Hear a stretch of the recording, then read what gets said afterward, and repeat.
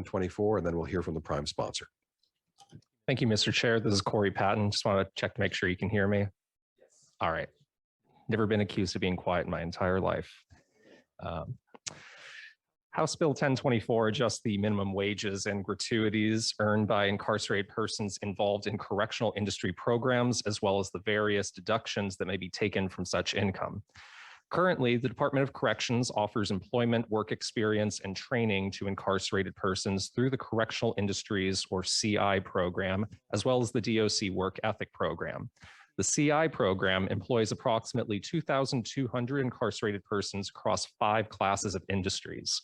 Class 1 industries involve the production of certain goods and services for sale to both the public and private sector.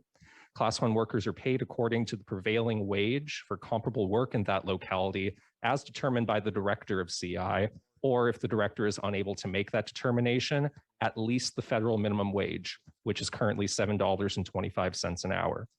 Class 2 industries involve the production of goods and services that may generally only be sold to public agencies and nonprofits. Class 2 workers are compensated based on a gratuity scale approved by the director, which must not exceed the wage paid for work of a similar nature in the locality where the industry is located. Class 3 industries are designed to give incarcerated persons basic work training and experience. Except for those in training programs, Class 3 workers are compensated based on a gratuity scale adopted by the Secretary of the DOC. Class 4 industries involve providing services at reduced cost to public agencies, persons who are poor or infirm, and nonprofits in the local community. Class 4 workers are also paid a gratuity not to exceed the wage paid for comparable work in that locality. Class 5 programs are actually court-ordered community work, and those are performed without any form of financial compensation. Meanwhile, the DOC Work Ethic program is a structured alternative to traditional incarceration that requires participants to complete a comprehensive array of job and vocational experiences, as well as character building, ethic training, life management, skill development, counseling, education, and rehabilitation. An incarcerated person who receives a wage or gratuity is subject to various deductions from their gross income, depending on which of the classes their industry falls in. Those deductions include deductions for the crime victims compensation account, the incarcerated person's personal savings account, the cost of incarceration, other legal financial obligations, payments for certain civil judgments, and child support payments. These deductions are authorized in statute and in some cases are further refined through department policy. For more specific detail, I'd ask that you please refer to the bill analysis, which contains a chart breaking down the exact percentages that are currently authorized and utilized for different types of deductions. Under current statutory provisions and agency policy, an incarcerated person's behavior and willingness to participate in available education and work programs is linked to whether or not that person may or may not receive certain privileges and incentives. One example of this is that an incarcerated person may not receive early earned work release during any time in which the person refuses to participate in a work program that the person has been placed in. HB 1024 provides that participation in CI work programs must be voluntary, except for the court-ordered community restitution under Class 5. The bill prohibits DOC from issuing infractions or taking any punitive action against a person who refuses to participate in those work programs. The bill also requires incarcerated persons working in Class 1, 2, 3, or 4 CI to be paid a wage or gratuity no less than the state minimum wage, which is currently $15.74 an hour. The bill eliminates provisions authorizing courts and DOC to impose and collect the cost of incarceration from incarcerated persons. Instead, DOC is authorized to deduct up to 10% from the incarcerated person's income for the debts owed to DOC.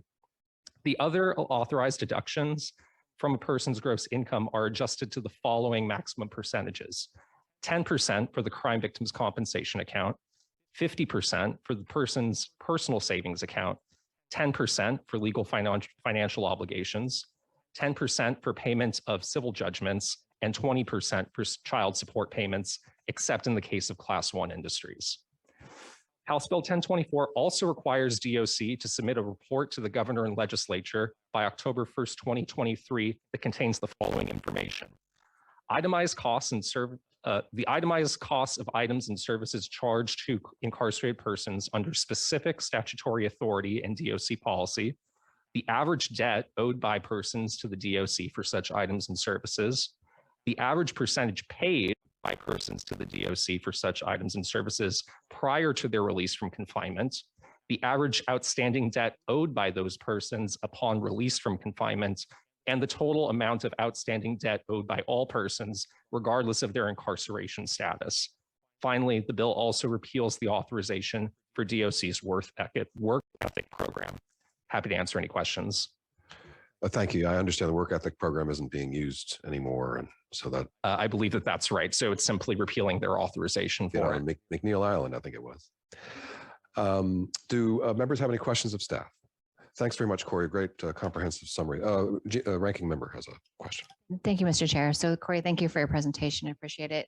So the cost of incarceration, can you go over that again? Is that prioritized first? Is that in order? Is that the percentage? And how would that work? If you made $100, what would the breakdown be? So the cost of incarceration is imposed either at the time of sentencing by the courts, or it can also be imposed later by DOC.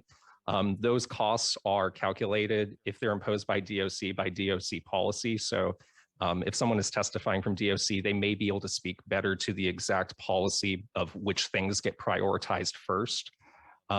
Currently, they are able to, for the cost of incarceration for class 1, deduct 20%. So if a person earned $100, that would be $20. For class 2, 15%. Class 3 is not expressly prescribed by statute, and for class 4 is 5%. Thank you very much. All right, we will welcome our vice chair, the only formerly incarcerated member of the legislature. I'm not sure if there are any other formerly incarcerated members of legislatures around the country. Are you the only? There's one other. Well, there's a couple more now. Since I got elected, we've been working to get other people in other states. So I think we have 3 now. Great. So Well, welcome, and let's hear more about your bill. This is really cool to be here in person finally. I remember coming down to the legislature and testifying before this committee so many years before I got elected. And this is my first time actually in person getting to testify before you. So thank you, Mr. Chair and Assistant Ranking Member Mossbrucker and all of my colleagues. It is a burden and a blessing both to be the first formerly incarcerated legislator in our nation. And this issue caused me a lot of trauma when I was incarcerated. And I think that's why I'm here, is to bring my lived experience into this magical space where we can actually implement change. Today, you'll hear about the 13th Amendment to our United States Constitution and how slavery was abolished except for punishment for a crime. And that's what's going on today in Washington State. People are still being punished with forced labor because they have committed some kind of offense. And those offenses are often rooted in mental health and substance use disorder. And this is the way our legislature has gone for many years, is to decide that people who have mental health issues and substance use disorder are criminals, and we're going to put them in prison instead of get them health care, and then we're going to force them into labor. Many people, in the legislature want to, or it's easier to think that people in prison are bad people. It doesn't take much thought or nuance in our thinking to think that way. And maybe they deserve this kind of punishment. But I'm here to tell you that 95% of the women that I was incarcerated with were victims of severe childhood abuse, sexual assault, and trafficking, and so many other things. And they don't deserve this type of punishment. There's also a lack of programming in prison. We don't have a lot of no access to mental health care, really. And so when I was in prison, I spent my time self-organizing with other women to do things like celebrate recovery, Bible studies, crocheting circles, and things like that. And that's really what helped me heal. But the DOC will have you work with threats if you do not work for 42 cents an hour in the kitchen or in the custodial unit or in the laundry room, and you will get a major infraction. And that means you can go to solitary confinement. But for me, what that meant is that I couldn't see my kids. My kids came to visit every weekend. And if I did not do what they said and work for 42 cents an hour, then I could not see my children. And so I think, you know, that coercion is really tied to the 13th Amendment and the abolishment of slavery, and how we have said we're not going to have people be slaves unless we're going to force you because you've committed an offense.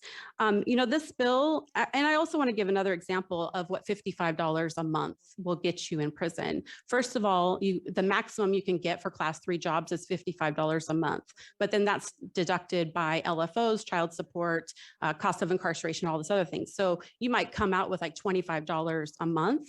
And for a menstruating woman who needs to buy tampons on the commissary, because when I was there, feminine hygiene products were very subpar if you got them. And if you had a heavy flow, you had to go to the doctor and pay a medical copay to go to the doctor, and then hope that the doctor would believe you that you needed more. So many of us had to buy tampons on the commissary, which is $6 a box. Then we have to buy our own deodorant, Q-tips, shampoo, conditioner, soap. And to do that on $25 a month when you're working, you know, 40 hours a week at 42 cents an hour, I think is just inhumane. So this bill actually, I'm trying to actually make everybody whole. So it's about supporting victims too, because I was a victim long before I was ever a prisoner. And I want people to be able to earn their money so they can pay their restitution, so they can also send money back home to support their children, but then also have savings. So when they come out of prison, they're not released with $40 and a bus ticket. They can pay for housing and transportation and actually have a fighting chance of not coming back. That is community safety. That is making sure people don't go back to working in the underground economy and have a fighting chance. And so I'm trying to do this because what I've heard in the last couple of years from some of my colleagues is they don't want to give people housing vouchers. They don't want to give people food stamps. They don't want to give people things. Well, let's let them earn something so when they come home, they have those things. So I am really just asking my colleagues here to work with me. I know that this bill is not perfect. I have talked with the Department of Corrections. I'm willing to modify and actually increase the amount that we give to restitution to victims and to child support, maybe play with those numbers a little bit. But I would really hope that some of my colleagues across the aisle would open your heart and understand that people in prison, we're all victims first, and that this policy is egregious and that we can work together to change it. So thank you. Thank you very much. Well stated and from your own lived experience. So if you could come and join me on the dais here, the vice chair and I are going to talk about the sequence of those who are going to testify. So we'll be in recess for just a minute or two. We would appreciate it. We'll begin, and I believe this is, so actually, Kim, if you could bring everyone who is remote into this Zoom room together. And so then we don't have to be calling them up one by one. Let's hear first from Anthony Covert. And after that, Raymond Williams. And after that, Jim Chambers. So Anthony Covert first.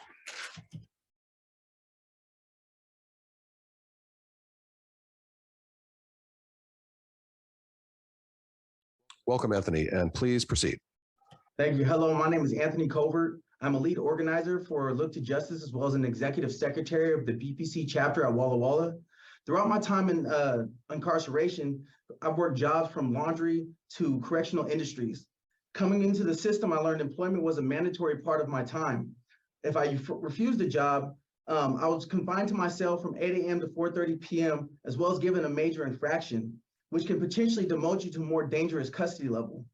A friend of mine, Roy Murray, was ordered to work a job that would have prevented him from being able to attend things like the law library due to the working hours.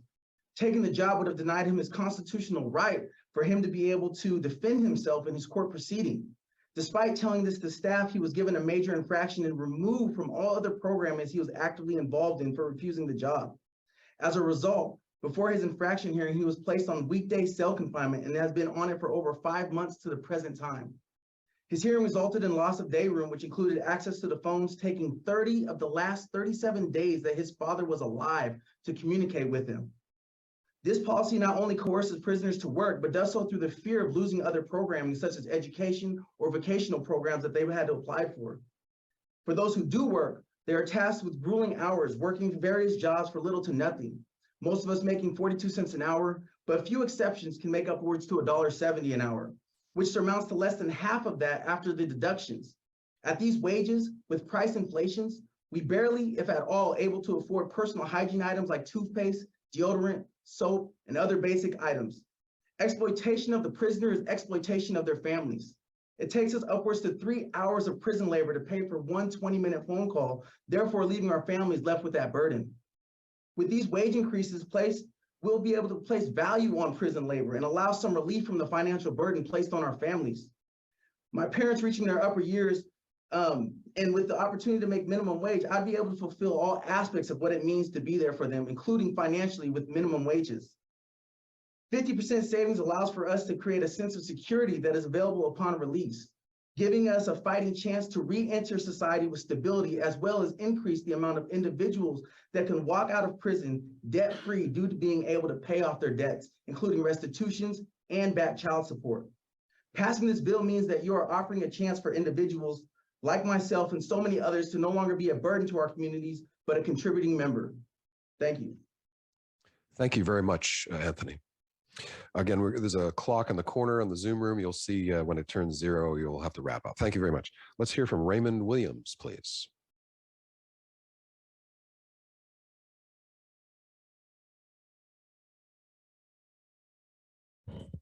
Mr. Chair, I don't think they're on Zoom. Looks like Mr. Williams is not with us. Okay, Jim Chambers, I see you. Again, 2 minutes.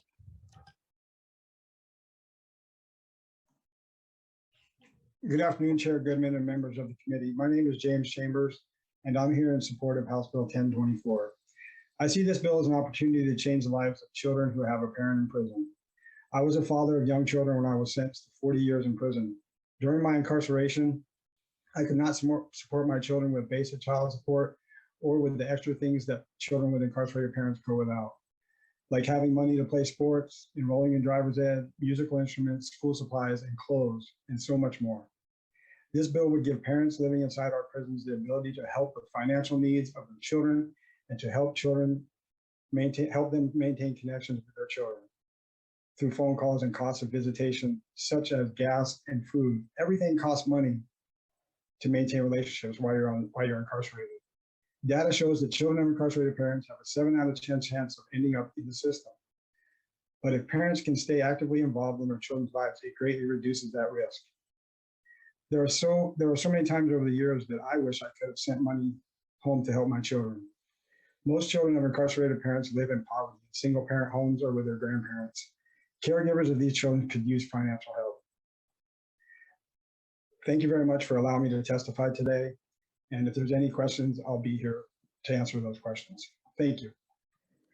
Thank you very much, Jim. And I also want to thank you for your dedication, your insightful comments as part of the sentencing task force over the last 3 years.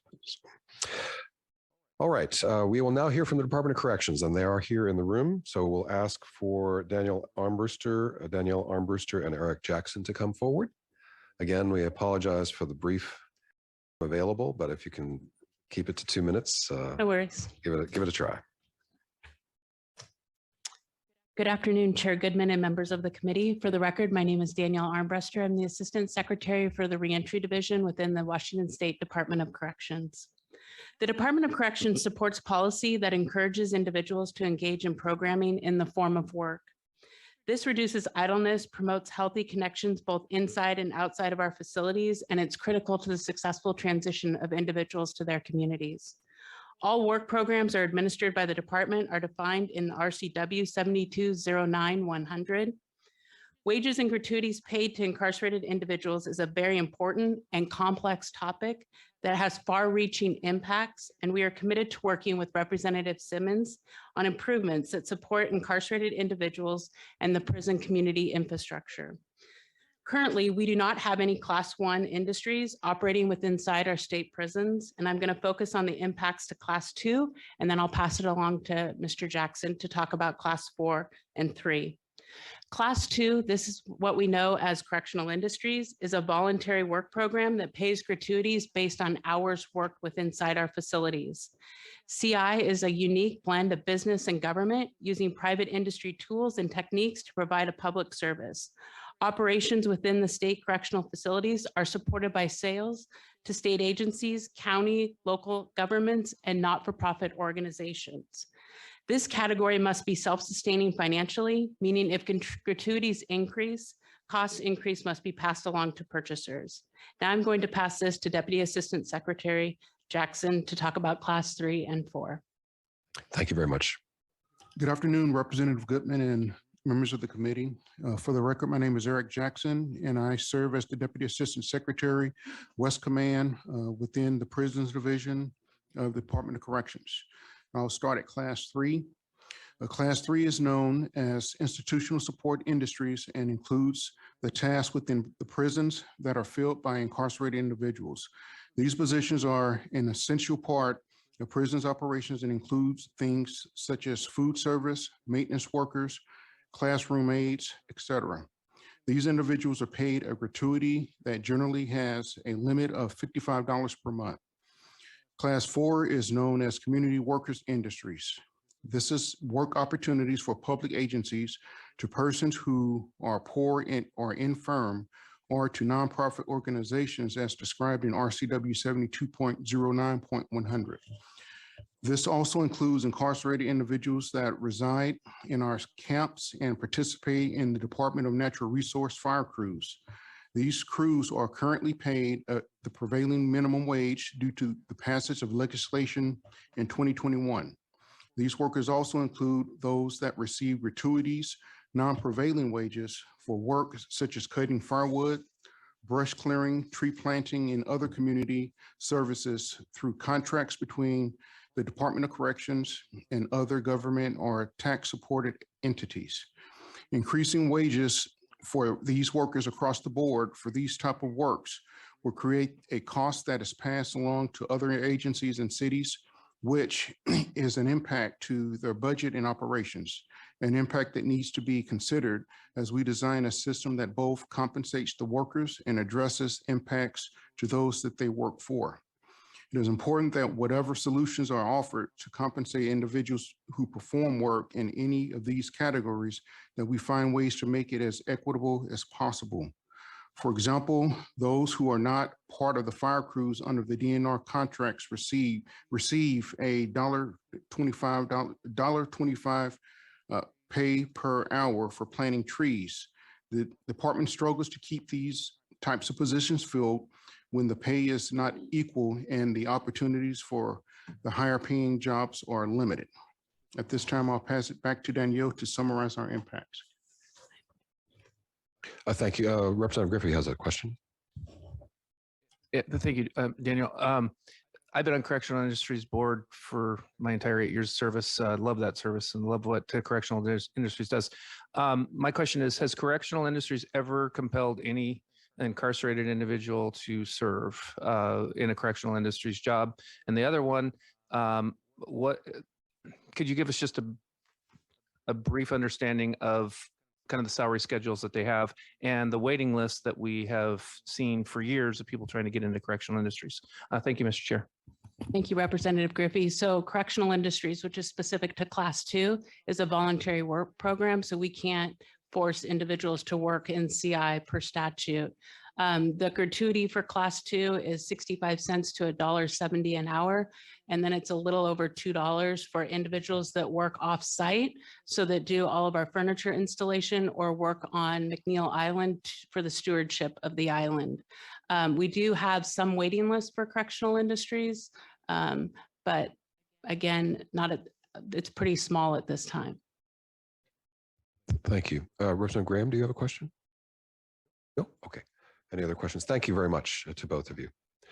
We have also in the room, we'll call up a panel including Samuel Martin, Hannah Werner, and Kelly Olson. If all of you could come forward. Again, we have only 2 minutes per person. So I'm going to say speed up the 33 record to 45, but now I really sound like an old person when I'm saying that. So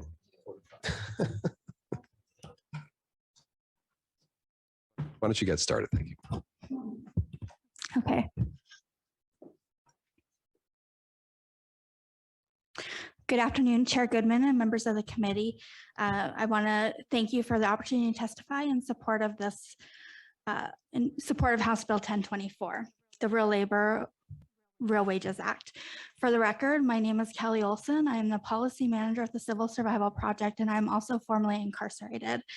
And so I know firsthand what it feels like to be working 40 hours a week, every single week, and coming home with about $25 or $30 a month to spend on the items that the prime sponsor Rep Simmons referenced in her testimony. That money was much needed for the items that we were not provided for DOC, such as personal hygiene items and everything else. I believe that this bill will bring much needed relief to not only incarcerated individuals, but also their families. And it'll be extremely beneficial upon release to have a nest egg and some sort of economic foundation to start to rebuild their lives. I left prison with $40 of gate money, and it doesn't get you very far. And that was quite a while ago. At Civil Survival, we hear every day from people who are facing struggles as they're released. These struggles relate to housing, to transportation, to getting any kind of employment. And so having some sort of nest egg or some sort of financial stability when they're released would go a really long ways to them having a successful reentry.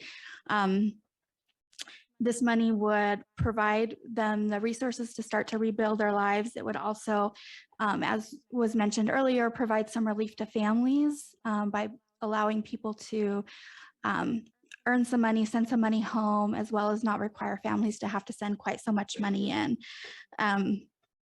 It also would provide benefits to the victims and allow people to pay down their LFOs so they're not leaving prison with so much debt. Again, I would urge your support on this bill, and thank you very much. Thank you very much. Samuel, please proceed. It was good to meet you outside before. Great to see you, and thank you, Mr. Chair and members of the committee. I'm Samuel Martin with, I'm the lobbyist with Washington for Black Lives, and we're an organization that is really centered on being able to uplift and empower our communities, and criminal justice is really one of the key components that we focus on and work on. And for me in particular, being someone who actually experienced the opposite end of this issue, and having a parent who was incarcerated and them not being able to be actively involved or not being able to see me because of this issue, right? And the detriment that it does to our communities, to our families, for not being able to cultivate and build those relationships. And so for me, not only was my parents' life destroyed by things like this, but also my life was negatively impacted, and not just from the parent-child relationship, but the involvement in child welfare system and things like that as well too. And so when we really think about the large scale ripple effects of something like this, right? How does that actually truly impact not just the person who's incarcerated, but also their family and folks like that as well too. And at our coalition, we really stand strongly on making sure that we're supporting all of our community members in a very real way.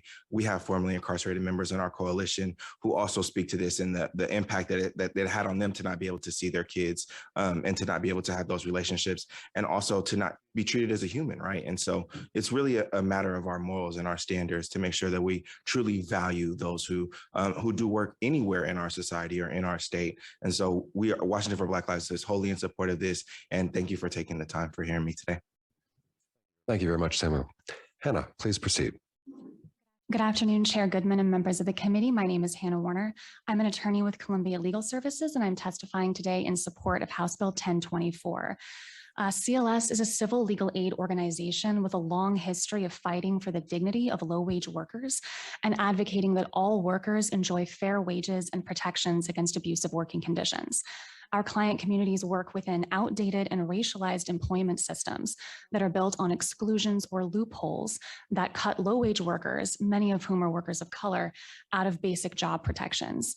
We see this today in the labor programs within our State Department of Corrections. Today, workers incarcerated in our state prisons are paid sub-minimum wages, often mere pennies, for strenuous work. And if they refuse to provide their labor, they face harsh consequences. We've heard from incarcerated community members about how these sub-minimum wages and other financial pressures in prison, such as deductions for legal financial obligations, impose significant hardships on them and their families.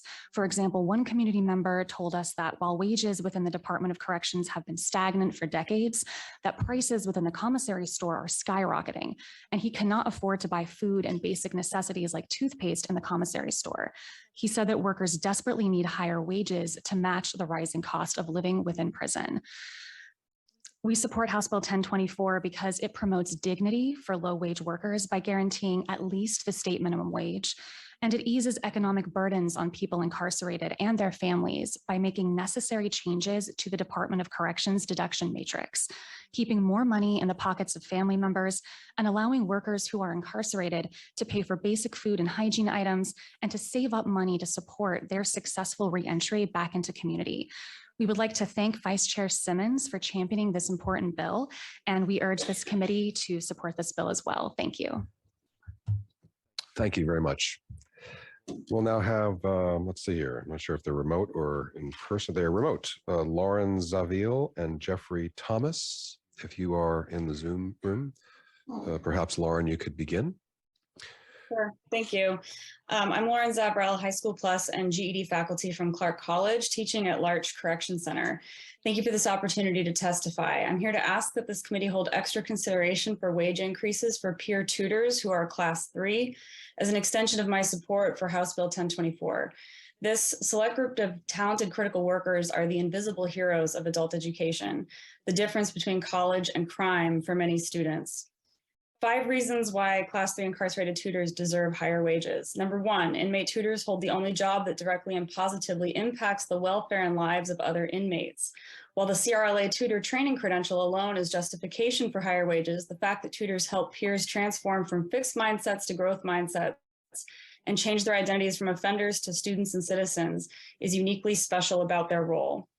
Number 2, inmate tutors have the highest return on investment of any educational resource.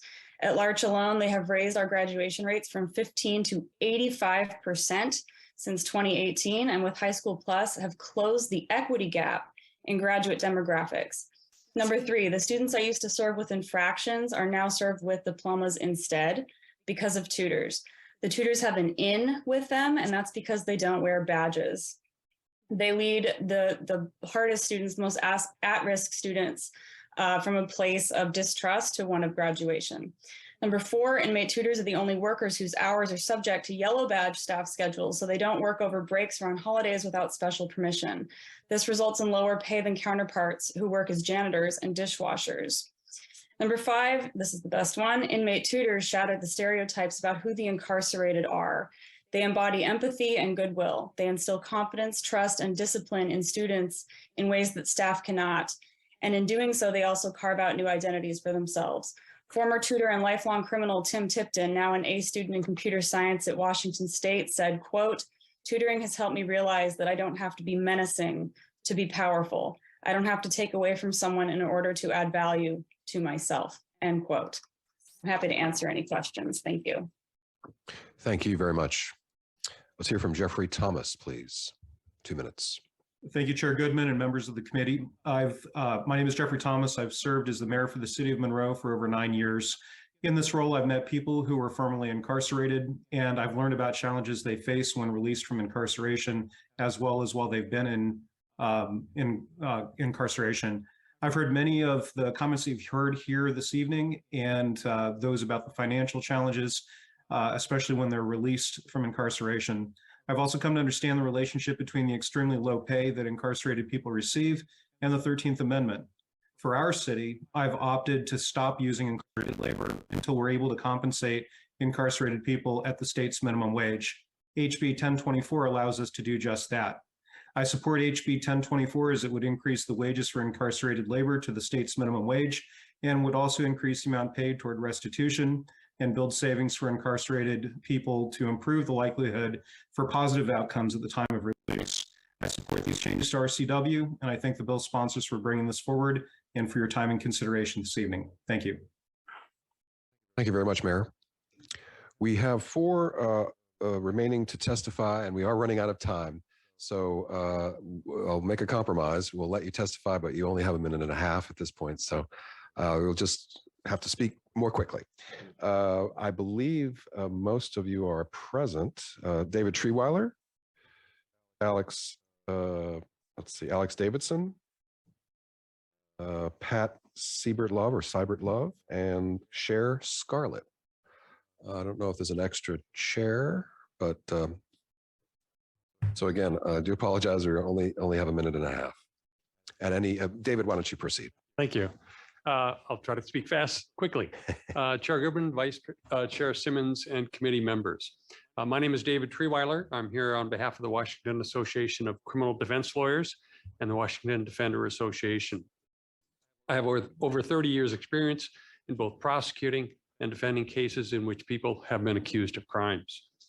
I started out as a prosecutor, and when I first went into private practice, I wondered, could I make that switch to representing people accused of crimes rather than prosecuting them? I found that not only was it easy, I loved the work, and I loved my clients. One of the things you learn as a defense attorney is about the humanity of your clients. And because of that, you want them to do better. You want them to leave prison better than when they entered. Vice Chair Simmons' bill will help incarcerated persons do better when they're incarcerated. It'll help them provide more financial support for their families and meet their restitution obligations. This bill will also help incarcerated persons do better when they leave prison. It will allow them to earn some of the resources necessary to rejoin civil society. It will allow them to earn and save some of the money they need to survive while looking for housing and work upon release. It should help reduce the recidivism that is driven by the financial desperation by ameliorating that intense, immediate need for money when they walk out the door. And when you calculate the cost of this bill, you should consider those savings as well. Thank you. Thank you very much. Pat? Thank you. For the record, I'm Pat Seibert-Love, Policy Associate Corrections Education for the State Board of Community and Technical Colleges. In addition, I am also a member of the Statewide Reentry Council and a constituent of the 25th Legislative District. Good afternoon, Chairman Goodman and Madam Secretary, Madam Vice Chair Simmons, and House committee members. Thank you for your ongoing support for corrections education and the opportunity to testify in support of House Bill 1024, labor and income of incarcerated persons, also referred to as real labor, real wages. We support the bill and would ask for consideration for progressive wages for accredited academic credentials and specific industry standard certificate and credentials. You heard from Lauren Z., our faculty from Clark College, so I will cut some out. Encouragement and fiscal support for credentialed achievement is critical when considering employment norms post-release. That is norm in the community. It should be norm for our incarcerated individuals. Primary factor to leading to recidivism is a lack of employment. Number one influence is employment. We believe is education. We believe that we provide high wage, high demand, sustainable living wages. And we believe that it's important to support the academic and vocational credentials that individuals while incarcerated can have. It leads to contributing factors for successful reentry into our communities. And with that, thanks again for all your support. And if you have any questions. Thank you very much. I don't know if Cher is here, but you can maybe switch chairs if you are here. No? Okay, good. Then to wrap it up, let's hear from Alex. Awesome. Thank you and good evening, Chair Goodman, Vice Chair Simmons, and members of the committee. My name is Alex Davidson, and I'm representing the students of the University of Washington in support of House Bill 1024. You might be wondering what I'm doing before you, advocating for the rights of incarcerated people. I would certainly be wondering that if I was in your position as well as the student advocate. Well, the topic of the exploitation of incarcerated people has been a topic of discussion among the University of Washington since 2015, and not just between students, but with administrators too. You see, between 2002 and 2019, the University of Washington has spent almost $11 million with correctional industries. For context, all of the furniture in the Seattle's West Campus and the new North Campus expansion has been purchased from correctional industries. Under, I believe, the RCW, the University of Washington is required to collect bids from multiple vendors and then make purchases from the cheapest vendor option.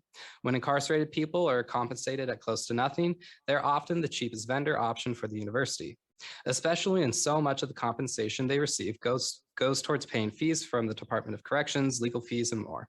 Students have found this practice to be exploitive and have been advocating for years for incarcerated people to be compensated at the state minimum wage and limit government-imposed fees.